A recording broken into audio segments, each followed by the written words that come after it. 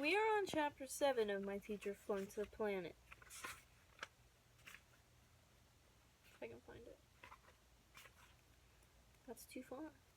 Still too far. Okay, chapter 7. Also, make sure to drink your water today. I know you haven't. I've seen. Sponsored by Deer Park. Just kidding. Sponsored by water. Okay, chapter 7. A problem written in blood. I'd seen people die on television, of course. Sometimes in made-up stories, sometimes on the news.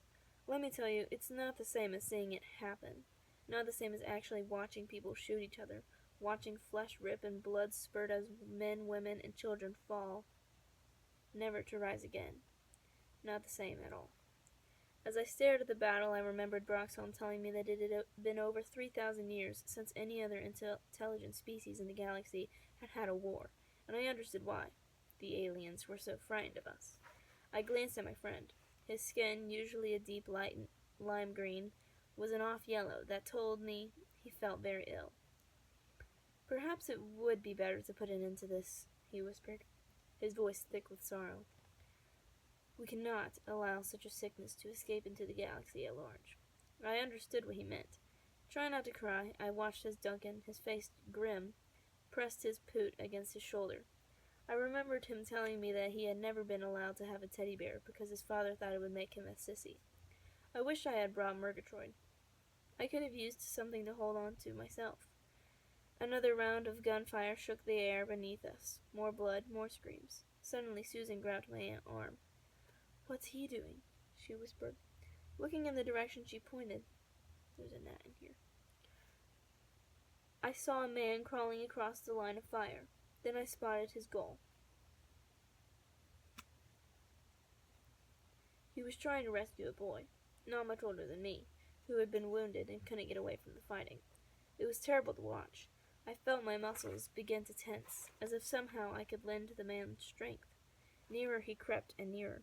Then, when he was less than a yard from the boy, a bomb landed. Mud erupted into the air. Man and boy were gone. I could feel Susan shaking. We didn't even know which side they were on. Were they good guys or bad guys? I closed my eyes, unable to answer. Susan turned to Creeblum. Please take us out of here. We can go, said Creeblum, but it won't end the battle.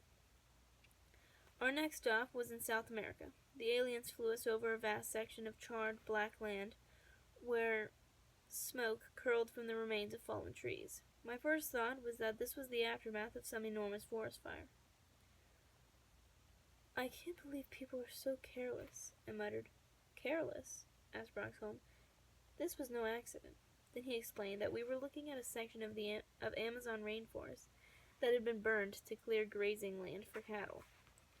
You seem to be at war against the planet itself, said Creeblum after she had shown us a Russian river thick with poisonous chemicals and an American forest brown from acid rain.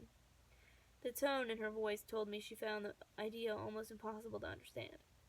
It's as if there is some secret rage in your species, some hidden pain that is driving you to destroy the things around you. Broxholm echoed her confusion. To treat your planet this way, it's like being at war with your own body. Susan, Duncan, and I were silent. What could we say? Moments later, we were flying above Africa. Creeblum shielded the ship so that it could not be seen.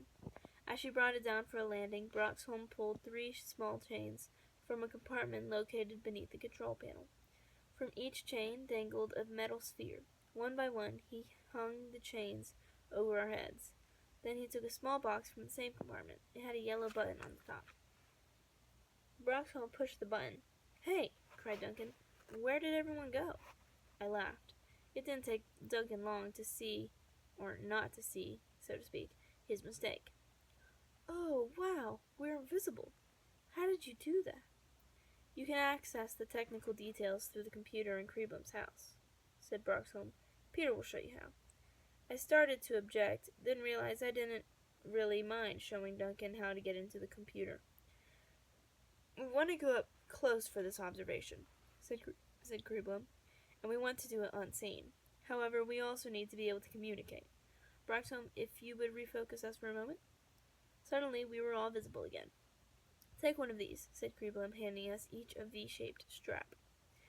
The straps had small, squishy balls at their upper ends, and dime-sized circles made of some sticky fabric at the bottom. Tuck the receivers into your ears, she said, demonstrating with her own strap. Then attach the transmitter to your throat. The balls were the receivers. The sticky patch was the transmitter. I pressed the patch lightly against my throat and felt it stick to my skin.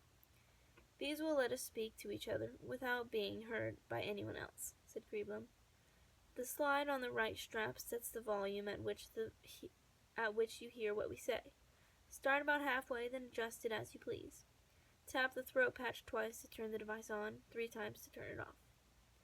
After we had fiddled with our devices a bit, I heard Creeblim ask, "How does this sound?"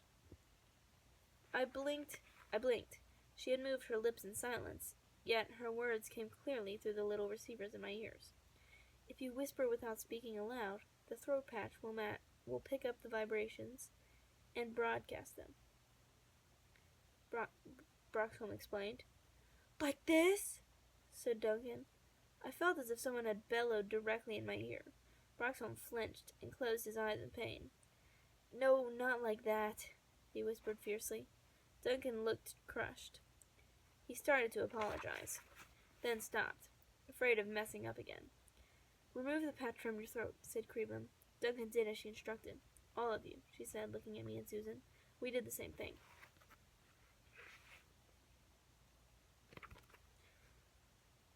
"I should have given you a chance to practice first," said Creeblim. "It's not really your fault, Duncan." He nodded, but I could tell he felt bad anyway. It was kind of sad. The old Duncan would have thought what he had just done was funny. Or would he? Suddenly I realized he might simply have pretended to think it was funny.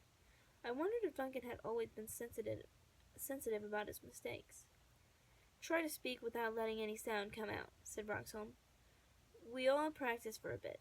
When we thought we had it right, they let us attach the throat patches. How's this?" I asked in a voice softer than a whisper. Creeblim smiled and nodded. Just right, she replied directly in my ear. We practiced a little longer, then stepped from the ship, invisible and silent. I gasped. If Fimflitz had made my tongue think it had died and gone to heaven, what I saw now made my heart feel like it had died and gone to hell. That's the end of chapter 7. Thanks for watching.